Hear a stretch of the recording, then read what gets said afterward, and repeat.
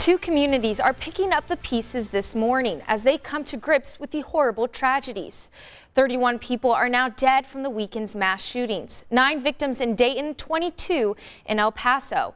Now we're learning more details about the shooter's journey. Police say the gunman was lost and stopped at the Walmart in El Paso because he was hungry. He drove nearly 10 hours from a Dallas suburb. This video shows the moment of his arrest, captured by someone's cell phone.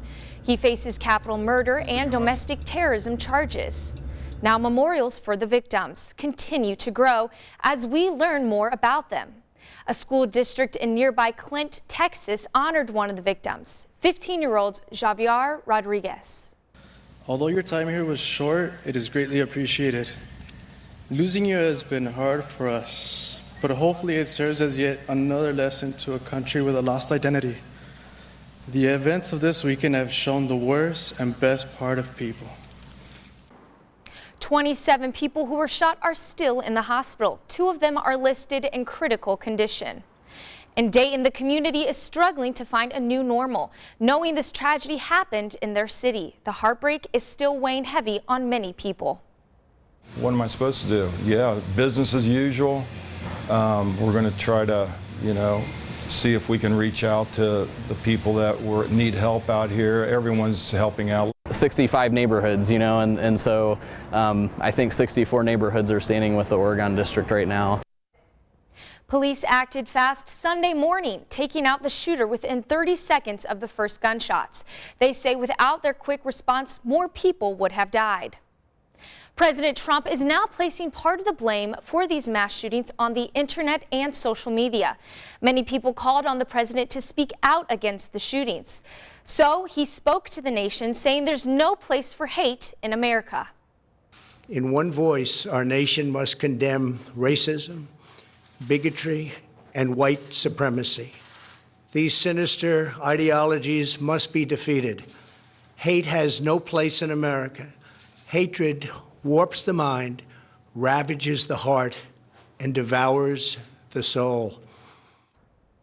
President Trump is planning to visit El Paso this week, but many Democrats are asking him not to. They say his visit will stop the healing process.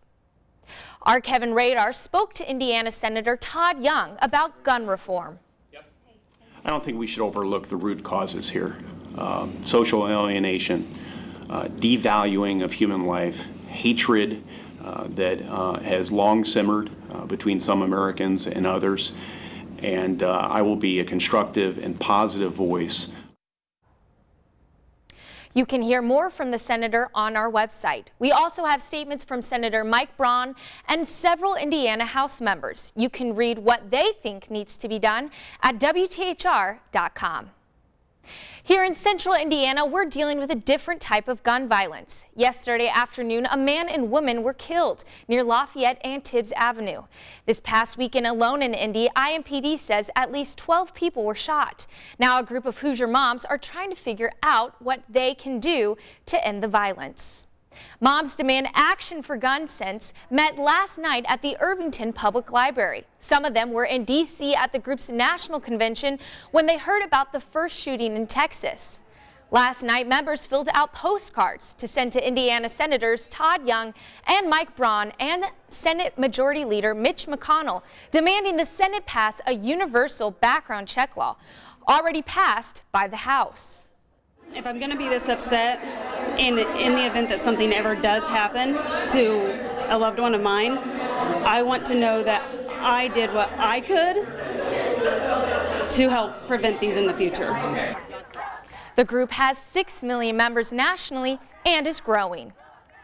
And Lafayette police need your help to identify this man. They say he robbed the Center Bank off South Street near I-65 and took off with some cash yesterday. Police say he had a gun. He's about 6'1" and had a light colored shirt with sunglasses. Shortly after this happened, police found a bag of cash they believe is from the robbery near Sagamore Parkway.